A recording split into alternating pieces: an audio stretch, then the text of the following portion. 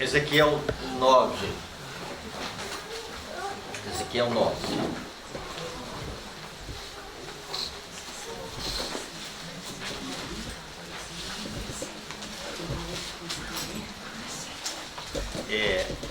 Verso 1. Então,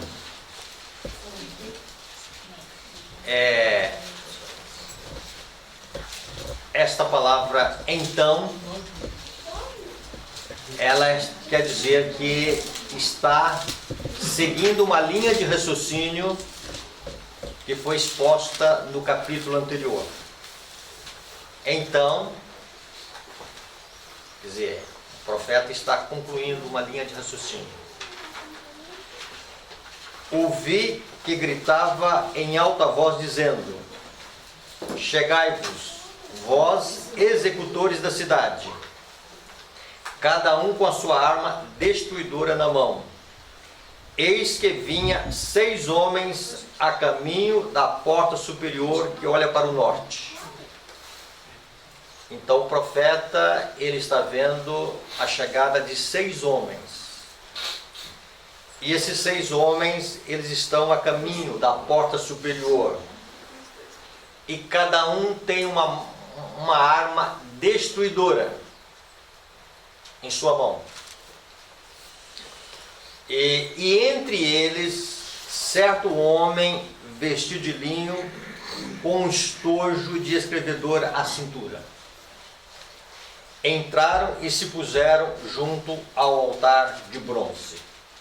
Então vamos aqui mentalizar: 6 homens, sendo um deles com um estojo de escrivão à cintura. No livro Testemunho para Ministros, na página 445, nós encontramos ali que a visão do capítulo 7 do Apocalipse, a visão do selamento do capítulo 7, é a mesma visão aqui. Isso. Mesma visão. Então Ezequiel está escrevendo para os nossos dias.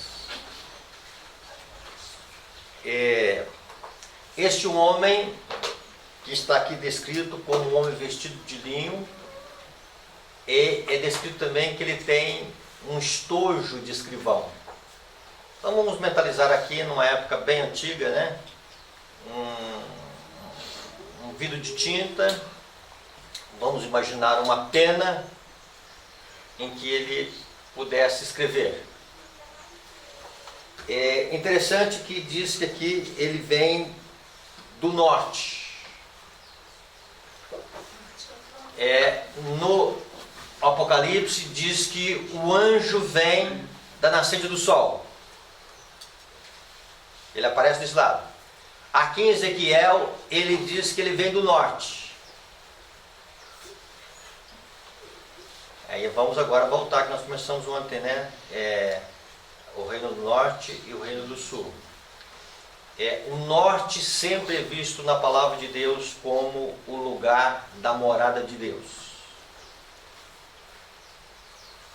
E a morada de Deus é o santuário celestial.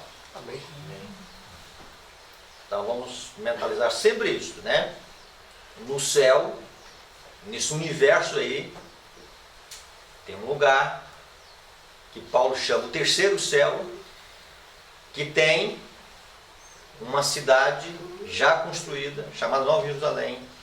Nela está o Jardim do Éden, restaurado, e nela está o santuário de Deus. E no santuário de Deus está o último compartimento, está o Santíssimo, e ali está Deus. Então, esse anjo, ele vem do santuário de Deus. Mas por que o Apocalipse diz que ele vem da nascente do sol? E já em alguns estudos nós fizemos, né, com a igreja, a rota de Cristo. Jesus sai do norte, ele vai assumir o oriente, o nascente do sol, e ele vai se manifestar aqui à terra. Então esta é a rota também desse anjo. os anjos, esse homem vestido de linho aqui é o mesmo anjo do Apocalipse 7. E quem é esse anjo? Naquilo que a serva do Senhor descreve, é o anjo Gabriel. Ela diz que é o mais poderoso dos anjos, o mais excelso dos anjos.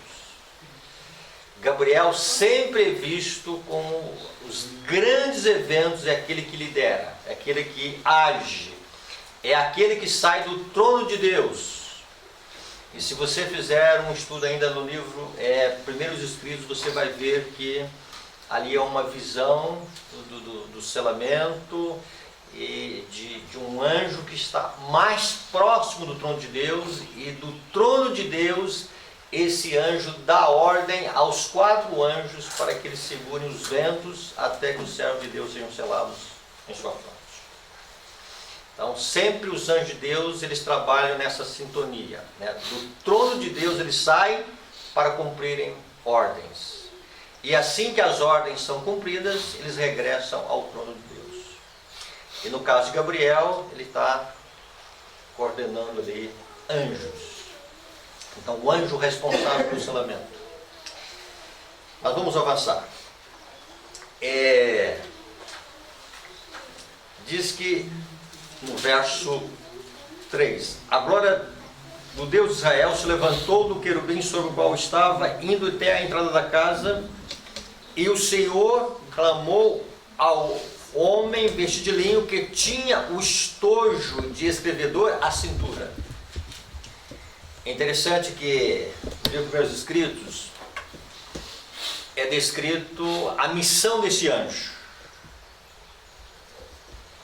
E ali ele é descrito no livro dos Meus Escritos como o anjo com tinteiro, que é o mesmo sentido aqui. Ele tem uma missão, e essa missão agora é descrita naquilo em que Deus está dizendo para ele. Pastor, desculpa, eu perdi um pedacinho aí.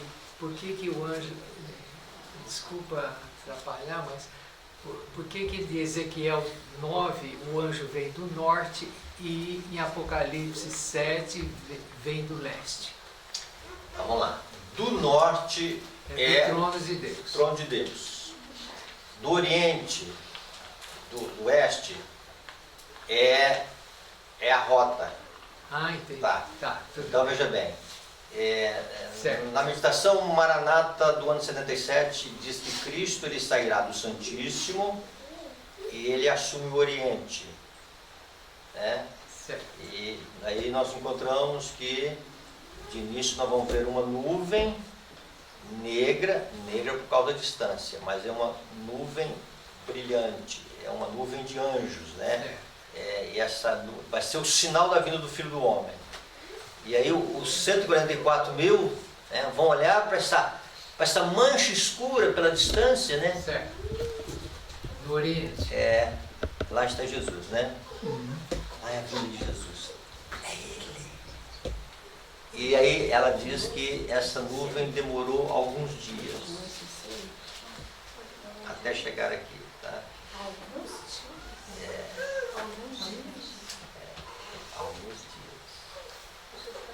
Depois eu vou achar aqui no intervalo e vou passar isso para vocês, tá? Então, assim, essa é a rota. Então, o Apocalipse está dizendo que ele vem de cá. Certo. Ezequiel está dizendo que ele vem daqui. Certo. Tá? Mas vamos lá. Ele recebe essa ordem, verso 4, e disse-lhe: passa pelo meio da cidade, pelo meio de Jerusalém, e veja aqui, e marca com um sinal a testa dos homens que suspiram e gemem por causa de todas as abominações que se cometem no meio dela. Interessante que quando nós olhamos a visão do Apocalipse 7, de início fala do selamento, mas não fala das condições pelas quais os filhos de Deus receberão o selamento. Fazendo um estudo mais avançado, como já fizemos em outras vezes, né, nós vamos ver que os que vão receber o selo ali em Apocalipse 7, são aqueles que lavam as suas vestiduras e as alvejaram no sangue do Cordeiro. Aqui é um aspecto diferente. Quem serão selados serão aqueles que suspiram e gemem pelas abominações que se cometem no meio de Jerusalém. Jerusalém aqui é um retrato do povo de Deus. E quem receberá o selo de Deus? Aqueles que suspiram e gemem por causa das abominações que se cometem no meio de Jerusalém. Isso aqui está claro. Algumas coisas aqui, irmãos, dessas abominações, para nós entendermos depois o tempo do selamento e nós entendermos o aspecto final do que nós podemos tirar aqui de uma mensagem. Nós vimos a palavra então no verso 1 do capítulo 9, e essas abominações elas são apresentadas no capítulo 8. Então nós não podemos ler o capítulo 9 sem ler o capítulo 8.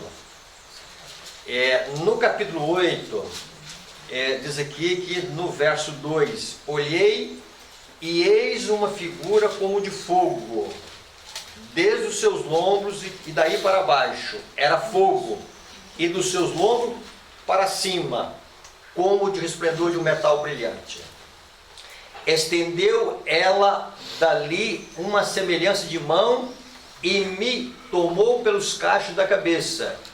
O Espírito me levou entre a terra e o céu e me levou a Jerusalém em visões de Deus até a entrada da porta do pátio de dentro, que olha para o norte, onde estava colocada a imagem de ciúmes que provoca o ciúme de Deus. Então vamos aqui analisar o contexto histórico de Ezequiel.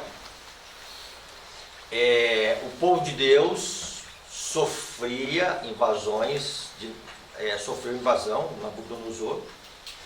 Nabucodonosor foi a Jerusalém e ele pega parte do povo de Deus e leva esse povo para a Babilônia.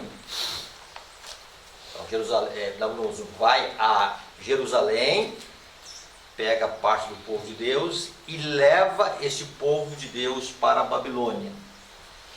Ezequiel é o profeta que está exortando o povo de Deus ali em Babilônia.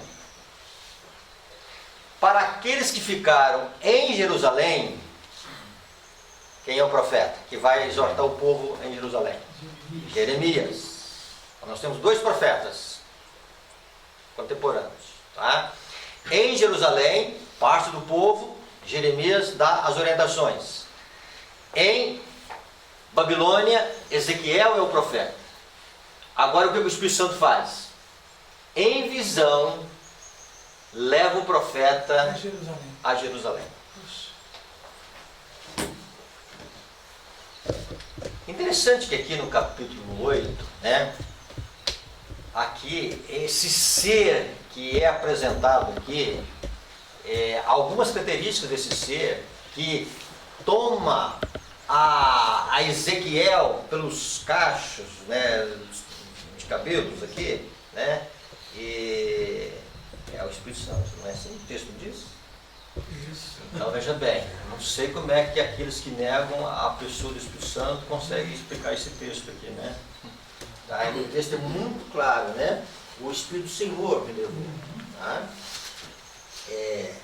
O Espírito me levou entre a terra e o céu e me levou a Jerusalém em visões de Deus.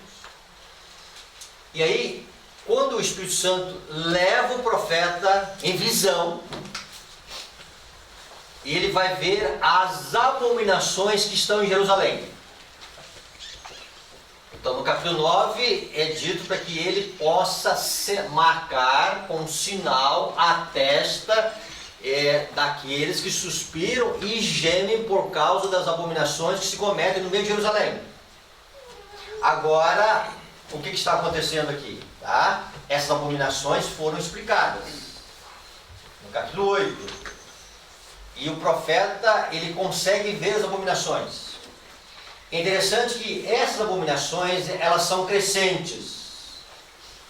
Ele vai ver uma abominação, e depois ele vai ver outra abominação, ele verá outra abominação e ele verá uma quarta abominação. 4 abominações. Nós não vamos aqui estudar todas as 4, tá? Vamos estudar só as 2 últimas, tá? A primeira, uma imagem de ciúme. Depois, ele vê 70 homens, né, estão oferecendo incenso a figuras ali imundas, dentro de um recinto fechado. E na quarta abominação, ele está vendo as mulheres chorando a Tamuz. E, aliás, na terceira. Na quarta, ele vai. O que ele vai ver na quarta? Na quarta, ele verá algo aqui bastante interessante, que é bom nós termos uma visão disso, tá?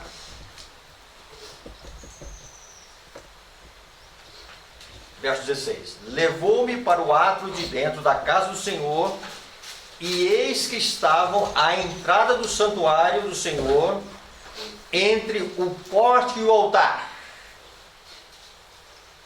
Essa expressão entre o pórtico e o altar, tem outro profeta que menciona essa expressão? Deixa aberto aí. Joel, né? Nós devemos chorar, né? Entre o pórtico e o altar. Então, o povo de Deus tem que estar chorando entre o pórtico e o altar, tá? A entrada do santuário. É os que temem, choram e gemem, né, pastor? Então, são esses que vão Ser selado. ser selados. Então, o povo de Deus tem que ser um povo chorão. Chorar, né? Mas não é chorar porque o pastor contou a notícia triste no sermão, mexeu com as emoções. Ai, que mensagem de Deus, né? Ai, pastor, que coisa linda, né? Mexeu comigo, né? Mas não produziu nada de mudança de vida. Esse choro, a gente tem que ter arrependimento dele, porque chorou assim. Disse, Senhor, me ajude a arrepender porque eu chorei assim, não era para chorar. Sentimentalismo isso. A gente deve fugir do sentimentalismo, tá? O povo deve fugir do sentimentalismo como o diabo foge da cruz. Nós precisamos ter um culto racional, razão. E as nossas emoções, elas têm que ser controladas pelo Espírito Santo. Amém. O povo de Deus, eu vou entrar aqui na área, não tem guru chamado Augusto Cury. O povo de Deus não tem esse negócio de inteligência emocional. O povo de Deus tem dependência do Espírito Santo. Amém. É o Espírito Santo que controla e ajusta as nossas emoções. O Espírito Santo que faz uma amarra na nossa fragilidade emocional. 6.000 anos de pecado. E ele vem e ele, vamos dizer assim, ele fortalece. E por isso que Jesus está dizendo, filho, tem de bom ânimo, né? Não uma exaltação e nem uma depressão, né? Mas um equilíbrio, que a graça de Deus gera isso na alma. Então, irmãos, né? Quando nós olhamos essas coisas, né? Que Deus quer mostrar para nós e que Deus quer falar para o nosso coração a cada momento, nós temos que entender o propósito de Deus. O Espírito Santo, cada dia, nos revelando as coisas de Deus. Dentro do aspecto de Joel, tá? Depois vocês podem ver, então, voltando aqui, o povo de Deus tem que ser um povo que chora, entre o pórtico e o altar. Mas antes de analisarmos essa questão entre o pórtico e o altar aqui, e a questão do choro, nós precisamos entender aqui um dos aspectos. O que seria as senhoras da igreja de Jerusalém chorando por Tamuz? Às vezes os comentaristas bíblicos, eles diferem um pouquinho sobre Tamuz. Tá? Tamuz era um deus que ele estava no contexto do povo de Deus de idolatria. Mas uma das coisas é quase unânime nos comentaristas. Era alguém que morria e ressuscitava. Tá? Alguém que morria era um Deus, tá? Alguém da divindade, tá? E tem muita coisa aí que alguns relacionam com Nimrod. Desde a época de Nimrod essa questão. Tá? Ele morria e ressuscitava. Aqui as senhoras de Jerusalém estão chorando, as mulheres estão chorando,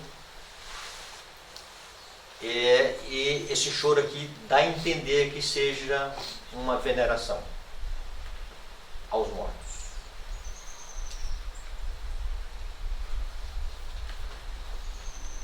Quando o profeta vai a Jerusalém, em visão, ele vê isso. Jeremias vai presenciar uma outra coisa. O que Jeremias vai presenciar? No capítulo 45 do livro de Jeremias, deixa aberto ele de volta aí. Tá? Jeremias no capítulo 45,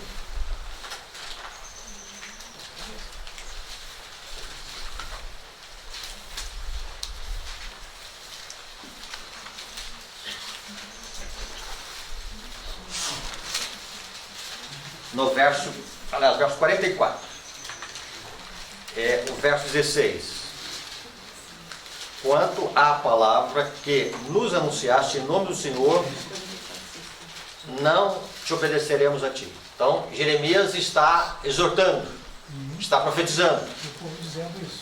E o povo dizendo assim, nós não vamos te ouvir. Coisa terrível, hein? Entendeu? Antes, certamente, toda a palavra que saiu da nossa boca, isto é, queimaremos incenso quem? A rainha dos céus. Quem é a rainha dos céus? Maria. No contexto de Jeremias, na época de Jeremias, Astarote. É a mulher de Nimrod, né? A mãe de Tamuz. A mãe de Tamuz. Então, Jeremias está falando da mãe. Ezequiel está falando do filho. Irmãos, a palavra de Deus é uma coisa linda e maravilhosa, sabe? E traz coisas atuais. Era Astarote, tá? Depois ela foi tomando nomes aí diferentes, né? Diana para os gregos, Afrodite, e foi tomando várias dimensões, até que chega aos nossos dias, para os romanos, e aí chega do mundo da apostasia, da igreja primitiva, aí vem Maria, a rainha dos céus é Maria. Isso é muito significativo. Satanás sempre teve a intenção de colocar uma divindade feminina. Sempre quis ofuscar. No Antigo Testamento, nós conseguimos ver Baal e nós conseguimos ver Astarote ao longo da história do Antigo Testamento. Tá? Jeremias define esta deusa como sendo a rainha do céu. Ísis no Egito. Ísis no Egito, né? Ela recebe assim várias conotações. Sempre uma divindade feminina. Sempre quis ofuscar a divindade, as três pessoas da divindade, e agora ele quis acrescentar uma divindade feminina. Tá? Bem baixinho aqui para ninguém ouvir. Tá? Está gravando também, né? Não, para gravar, não tem problema. Irmãos, a Igreja Católica, ela dá a entender que abre mão de algumas coisas. Vamos tirar imagens, o povo protestante não gosta de imagens, nós tiramos imagens, mas a Igreja Católica não abre mão de Maria. Não, tem Mariologia, tem... Eles queriam colocar na parte da Trindade, não sabe como, porque aí não ficaria Trindade. Então vejam bem isto. Isto é significativo. Maria vai ter um papel relevante nesse momento final. A transgressão assoladora de Daniel 9, de 11 a 13. Tá, vamos lá. E aí o que acontece? Ela vai ter um papel especial. Vamos no contexto de Jeremias aqui, tá? Está dizendo aqui, Jeremias, nós não vamos te ouvir, tá certo? O que nós vamos continuar fazendo é queimar incenso à rainha dos céus e lhe oferecemos libações como nós, nossos pais, nossos reis, nossos príncipes temos feito. E nós não somos aqui só meia dúzia de pessoas não, tá? Na cidade de Judá e nas ruas de Jerusalém tínhamos o quê? Fartura de pão. Olha, enquanto nós tínhamos uma devoção à rainha dos céus, nós tínhamos fartura de pão. Então, Jeremias, nós estamos agora na escassez. Olha aqui, veja aqui, verso 18. Mas desde que cessamos de queimar incenso à rainha dos céus e de oferecer libações, tivemos falta de tudo e fomos consumidos o quê? Pela espada e pela fome. Irmãos, encurtando as coisas. Na crise final, irmãos, Maria vai ser a salvaguarda de muitos. Você sabe quem é Maria, né? Mas pastor, muitos vão dizer, nós tínhamos fartura de pão e nós não tínhamos espada. E aí nós tomamos uma posição lá no Senhor e aí veio escassez. Nós não podemos comprar nem vender, nós temos dificuldade no acesso. Então vamos voltar às nossas origens. Haverá muitos que no momento final vão estar, não suportarão a prova. Não só estarão abandonando o barco, mas estarão voltando às suas origens. Mas pastor, preste bem atenção nisso aqui, irmãos. Nós comentamos um pouquinho sobre isso. Saul mandou matar todas as feiticeiras, os feiticeiros. Na crise, irmão, quando ele viu o negócio apertado do lado dele, ele vai buscar um feiticeiro, tá?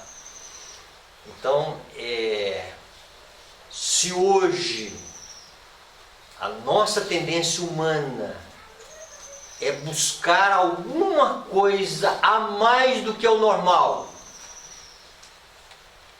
nós estamos buscando o sobrenatural. E o coach é um deles. É uma das ferramentas, né? Então imagina a hora da crise, irmãos. Tá? Se em tempo de paz, em tempo de prosperidade, nós estamos querendo alguma coisa a mais do que é o natural. Imagina na hora da crise. Nós vamos ser tentados a agarrar em tudo, irmãos. Tá? A buscar tudo. E então veja bem, essas abominações, elas farão com que parte do povo de Deus no futuro estejam suspirando e gemendo. O que significa isso? Estão em agonia, tristeza pelo pecado dos outros. Eles chorarão pelos seus pecados e pelos pecados dos outros. Mas vamos colocar aqui só o aspecto dos outros, depois vamos colocar aqui os nossos pecados. Quando nós voltamos agora a Ezequiel capítulo 9, nós encontramos no verso, na última abominação, no verso 16, e ali entre o pórtico e o altar, já mencionamos isso. Depois no finalzinho aqui vai dizer no verso, cerca de 25 homens, que posição que eles estão? De costas para o templo. Então tá. Vamos imaginar, vamos buscar aqui, que aqui seja a porta do templo, o santuário. Tá? Eles estão entre o pórtico e o altar, e eles estão de costas para o templo. E de frente para o sol. Né? E aqui dá certinho o sol aqui. Né? O que eles estão fazendo em relação ao sol? Adorando o sol. Baal é o deus do sol. Se você quiser ter essa definição assim, bem exata, é só você ler o Grande Conflito, está lá, né? Você vai no programa do CD-ROM, Ellen White, você vai dizer assim, clica lá, Baal, né? E aí vai ver as referências e você vai ver lá no livro Grande Conflito dizendo assim, né? Baal, Deus, Sol dos Fenícios. Tá? Adoração ao Sol. A quarta praga, né? Ela vai vir o Sol abrasando sobre os homens, aqui sobre a terra. Então, os homens estão adorando o Sol. Tá? Isto é significativo, isto é escatológico. Tá? Como eles deveriam estar? De costas para o sol. De costas para o sol. O santuário já foi feito no posicionamento certo da pessoa. Certo, ok? Por que eles deveriam estar com essa visão aqui? Chorando pelos seus pecados. Então veja bem, o dia da expiação é um dia de choro, é um dia de afligir a alma, é um dia de exame pessoal, é um dia de contrição, é um dia de passar assim e dizer o seguinte, como é que foi meu dia hoje? Não, olha, eu fiz isso, eu não devia ter feito o que, Senhor, tem misericórdia de mim, tá? Esse é o dia da expiação que nós estamos vivendo hoje, tá? E todo o nosso olhar, todo o nosso foco, nós precisamos estar olhando para o nosso sumo sacerdote Jesus. Amém. Porque dele, somente dele é que nós podemos ter a expiação dos nossos pecados. Mas para que nós possamos ter a expiação dos nossos pecados, cabe a nós que nós estejamos arrependendo desses pecados. Então, o choro do povo de Deus é o choro pelos nossos pecados, pelos meus pecados. Vamos entrar um pouquinho nisso. Quando se fala de que eles estão adorando o sol, é que na crise final, alguns voltarão para o sol. Como? A marca da besta está relacionada com o sol. O primeiro dia de semana, Dia do sol. veneração ao sol, dia do sol, né? A língua inglesa significa literalmente dia do sol, tá? Então, em vez de estarem buscando a Deus, estarão, vamos dizer o seguinte, né? Buscando refúgio com a besta. E desprezarão o aspecto do ministério expiatório de Cristo Jesus. E se voltarão para a besta. Por essas abominações é que está ilustrando aqueles que no momento final eles estão chorando por todas essas abominações. A pureza de alma deles, isso está no dom profético. A pureza de alma e o zelo por Deus é tamanho que eles são ilustrados aqui em agonia. Essa expressão suspirar e gemer é agonia de alma, é muito mais do que uma tristeza de alma, é uma dor no coração pelas abominações que aqueles que professavam a verdade do Senhor estão fazendo. Aqui não está se falando do mundo pisando a lei de Deus. Está se falando daqueles que no momento final deixarão a verdade e estarão cometendo essas abominações. Então, quando esses 6 homens entram agora, né, com armas destruidoras, para que eles possam destruir todos aqueles que estão cometendo essas abominações, né, e que Deus estaria marcando a testa através deste homem vestido de linho, com o estojo de escrivão, aqui nós encontramos, irmãos, alguma coisa que deve nos levar a pensar seriamente no selamento. Tá? Então, eles vão marcar, e assim que ele marca a testa dos homens, esses 6 homens que estão com as armas destruidoras na mão vão executar a tarefa. E a tarefa começa pelo santuário do Senhor, começa pela casa de Deus. O que isso quer dizer?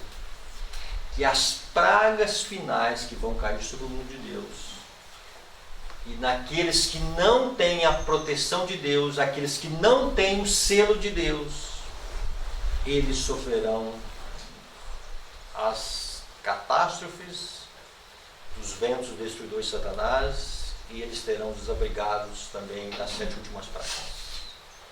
Ou seja, Deus não terá misericórdia daqueles que um dia conheceram a verdade e abandonaram.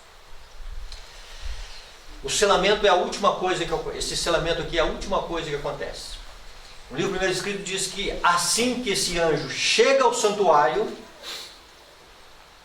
então ele sela, ele marca a testa, nós já estudamos isso, né? Não vamos entrar aqui todos esses detalhes, mas assim que ele chega no santuário, e ele comunica a Cristo que a missão foi executada.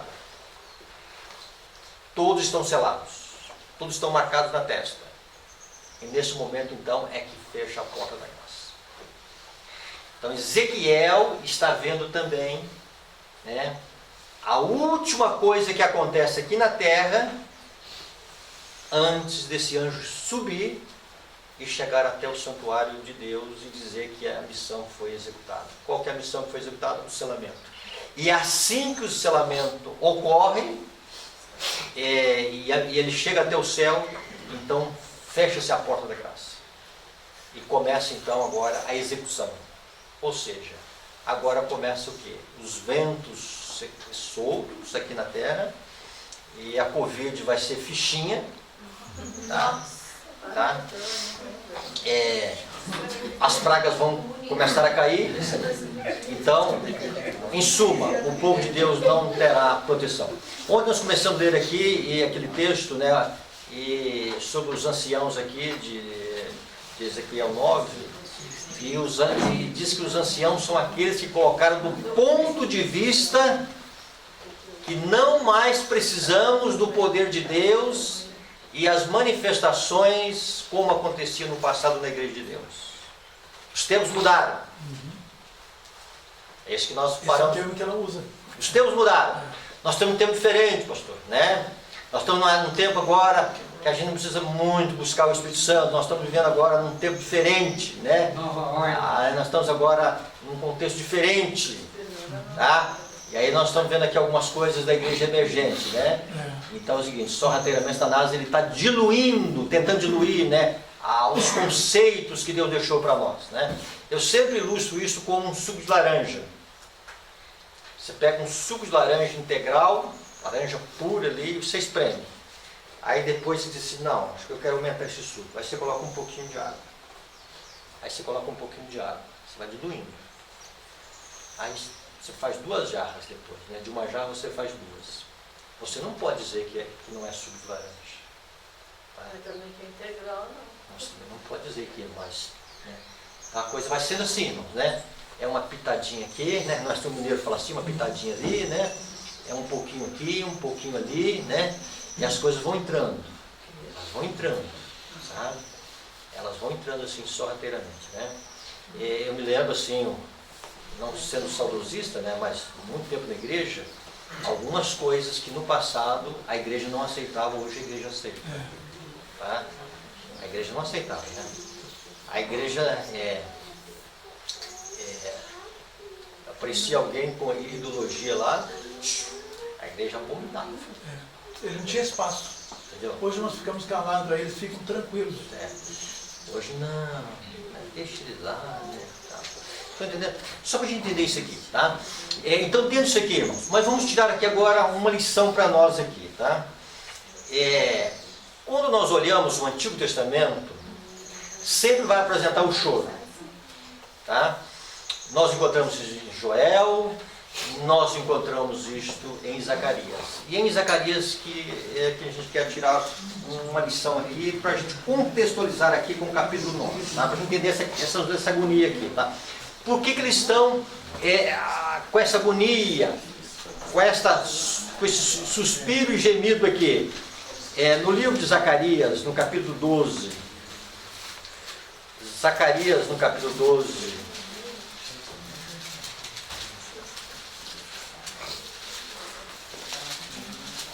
Versículo 10, né? sim, tá? Nós, como povo de Deus, nós deveríamos gravar bem e meditar bem nesses versos. Os versos aqui, no livro de Zacarias, eles trazem um significado muito grande para nós. Alguém quer ler para nós o verso,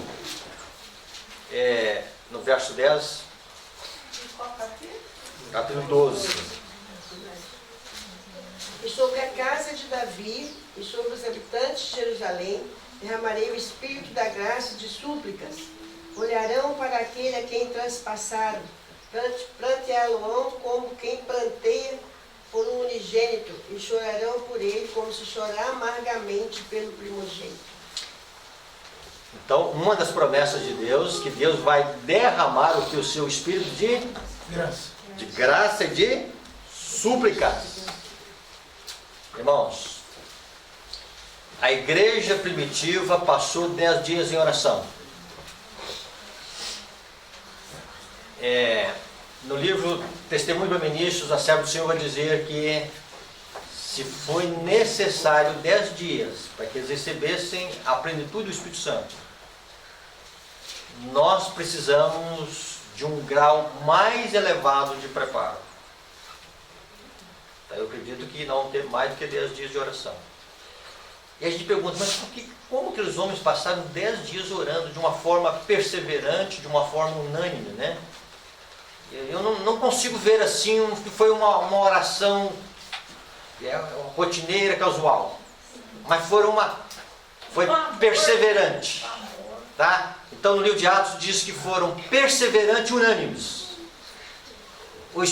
Porque o Espírito foi derramado sobre eles. O Espírito Santo é o estimulante das nossas orações. Amém. Tá? Nós não sabemos orar como convém. E toda oração nossa, ela deveria ser inspirada pelo Espírito Santo. E a irmã White diz, ditada pelo Espírito Santo. Não que o Espírito Santo vai falar, não que ele ora por mim. Tem uma música que diz que ele ora por mim. Não é isso, tá? Mas é ele que é o agente motivador da oração. Ele não é o coach, é o Espírito Santo. É ele, entendeu? Então vejam bem. Então quando o povo de Deus cada vez mais usufruir da graça do Espírito, o povo de Deus vai orar. E o povo de Deus vai, vamos dizer assim, né? A casa de Davi, os habitantes de Jerusalém vão orar. E quanto mais o povo de Deus orar, quanto mais o povo de Deus buscar o Espírito Santo, maior vai ser a visão de Cristo. E olharão para aquele a quem transpassaram. Irmãos, quanto maior for a visão de Cristo, maior vai ser a visão da nossa pecaminosidade. E quanto maior for a visão de Cristo, maior vai ser o amor que nós vamos render a Ele. Nós vamos compreender a grandeza do amor de Deus cada vez que nós olharmos mais para Jesus. Amém. E diz aqui que nós vamos plantear. Pranto. Mas é um choro. E diz aqui que é um choro como alguém que perde um único filho. E um choro como alguém que chora amargamente pelo primogênito. É esse choro que Deus espera de nós. Amém. Por quê, irmãos? No que eu entendo, nós vamos ter uma visão de Cristo. E nós vamos entender, mais do que todo mundo, nesse momento final, as marcas que nós deixamos em Cristo. As cicatrizes que nós deixamos em Cristo. Deus vai remover todas as nossas cicatrizes. Cabelos brancos, Deus vai tirar de nós. Falta de cabelo, Deus vai tirar. Ruga, Deus vai tirar. Nosso tamanho, Deus vai remover isso. Tá? Esse corpo corruptivo, Deus vai consertar isso. Vai consertar não, colocar outro corpo. Tá? Mas tem uma coisa que vai ficar cicatriz para o resto da vida. As marcas da cruz na pessoa de Jesus. E quem deixou essas marcas? Nós. Você e eu.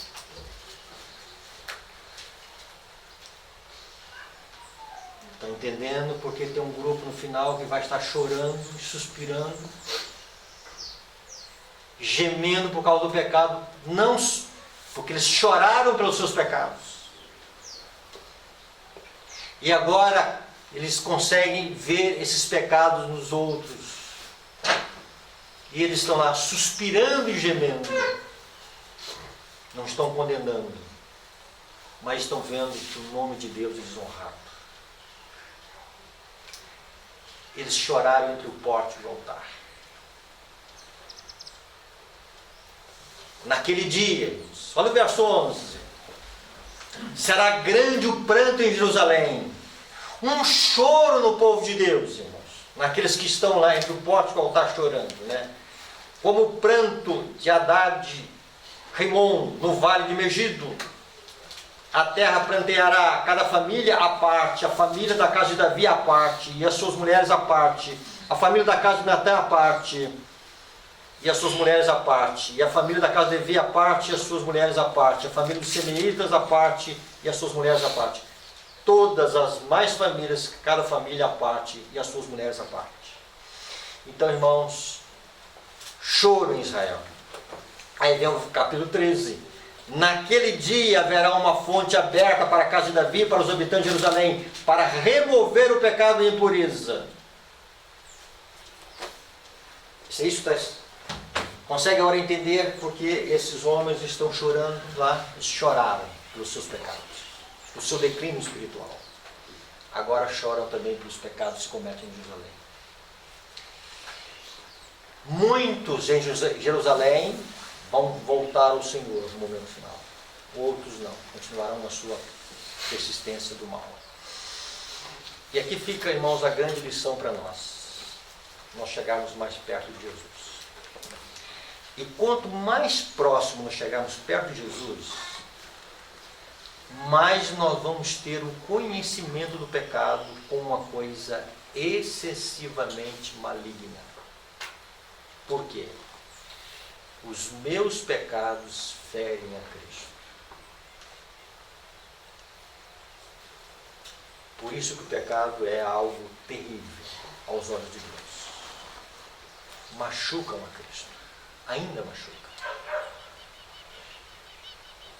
E quanto mais nós entendermos da excelência do amor de Jesus, quanto mais nós tivermos uma visão da cruz, maior vai ser a renúncia do pecado.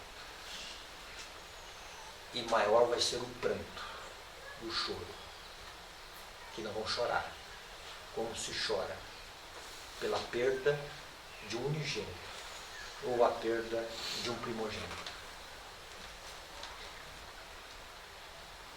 Por isso, Joel está dizendo, né? Jejuns, choro e pranto. Zacarias está dizendo para nós chorar. Onde nós vimos Isaías 22, chorem. Esse é o choro que Deus está esperando. Aqui no momento final. No momento final, derradeiro, quando o anjo vier com a tinta de escrivão, ele vai pegar a caneta dele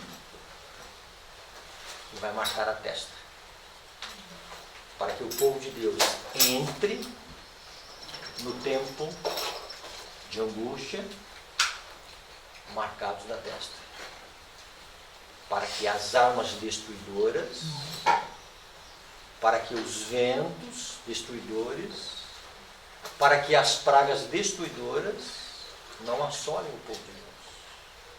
Vão estar debaixo da proteção de Deus. Amém. Choremos, irmãos. Suspiremos pelos nossos pecados. E quanto mais nós chorarmos pelos nossos pecados, maior será a visão da glória e da honra de Deus. E da excessiva malignidade do pecado. Porque nós ferimos a Jesus. Bondoso Pai, que nós possamos ter uma visão, Senhor, cada vez mais, do Teu grande amor, Senhor. Amém. Pai, que a cruz possa estar diante dos nossos olhos, Senhor. Amém, Jesus. Ajuda. Tamanha oferta, Senhor. Tamanha gratidão, Senhor, possa também acontecer em nosso coração. Por favor, Senhor. Que a luz do Teu Santo Espírito, Senhor, Ilumina-nos, meu Deus. que este amor tão profundo que nós nunca vamos entender na sua profundidade, mesmo na eternidade, Senhor, mas que nós tenhamos, Senhor, lampejos dessa visão, Senhor, da Tua glória na face de Cristo, Senhor. Amém. Abençoa a Tua igreja, Senhor. Por favor, Jesus. Pai, que esse choro que estou dizendo aqui, que está reservado para o povo de Deus nos últimos dias, Senhor, ajude-nos, Senhor, para que ele aconteça em nossa vida, Senhor. Amém, Jesus. Chorarmos pelos pecados cometidos contra Ti, Senhor, que ferimos o coração É verdade. de Jesus, Senhor. Abençoe a Tua igreja, Senhor. Amém. Tem misericórdia de nós, Por favor, em Senhor. Cristo Jesus. Amém.